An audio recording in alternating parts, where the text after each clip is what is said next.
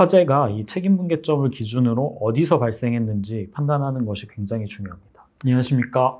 화재소송 전문 로펌 법무법인 금성의 김호영 변호사입니다. 오늘은 전신주 화재로 아주 큰 피해를 입은 의뢰인의 억울함을 풀어드린 사건을 소개해드리고자 합니다. 한전의 주장은 아주 간단했습니다.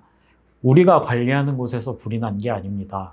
고객님이 관리하는 쪽에서 불이 났기 때문에 저희는 손해를 배상해드릴 수 없습니다. 이런 입장이었습니다.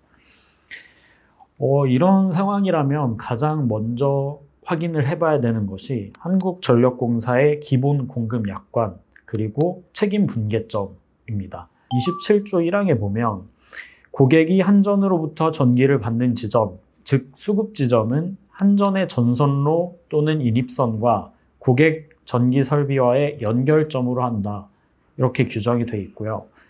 52조를 보면 고객과 한전 간의 전기 설비에 대한 안전 및 유지 보수의 책임 한계는 수급 지점, 전원 측은 한전이, 고객 측은 고객이 각각 책임을 부담한다. 이렇게 규정이 되어 있습니다. 조금 쉽게 말씀을 드리면 한전의 전기 인입선과 고객의 전기 설비가 연결되는 지점을 책임 분계점이라고 정하고 그 책임 분계점에서 전신주 쪽에 있는 부분은 한전이 관리를 할 책임이 있고 그 책임 분계점을 기준으로 우리 집 쪽은 고객이 유지보수할 책임이 있다. 이렇게 규정을 하고 있는 것입니다. 그래서 만약에 전기가 인입되는 근처에서 화재가 발생한다면 그 화재 발생 원인이 이 책임 분계점을 기준으로 전신주 측에 있느냐, 고객 측에 있느냐 이것을 확인하고 판단해 보아야 합니다. 소방은 이 사건 화재가 전신주 주상 변압기 부근에서 발생했다 이렇게 결론을 내렸습니다. 이렇게 결론을 내린 이유는 크게 세 가지가 있었는데요.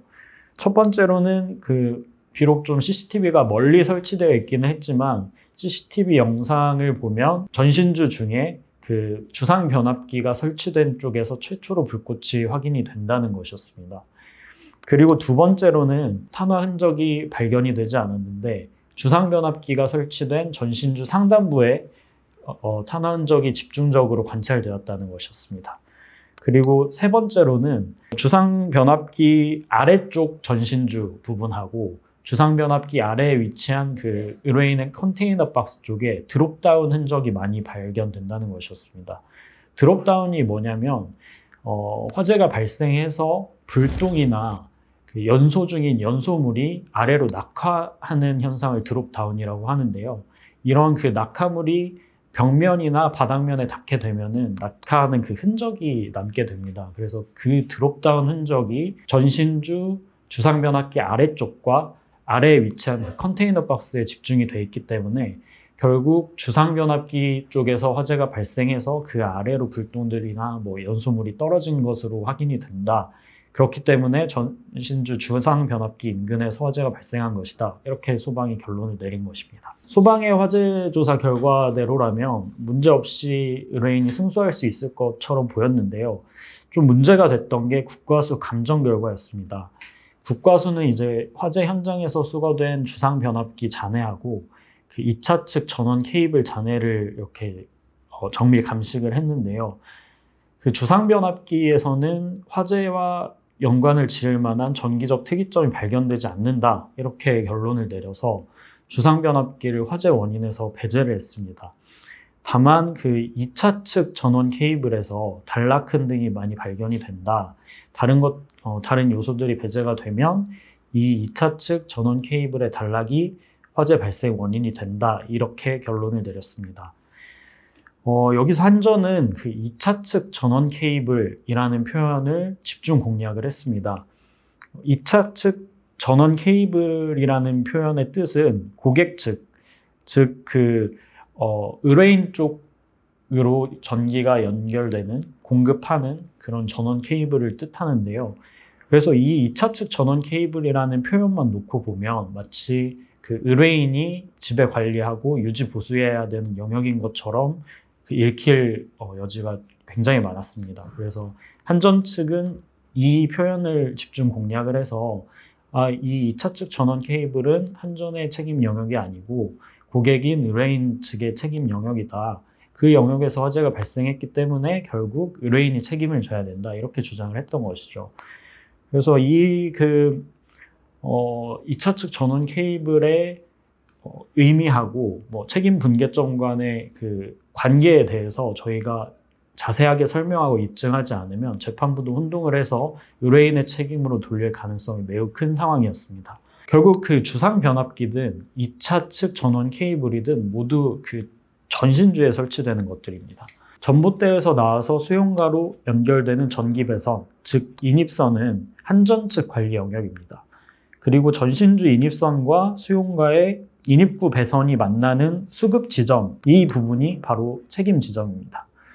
그리고 수급 지점부터 인입구 배선 측으로는 고객 측 관리 영역입니다.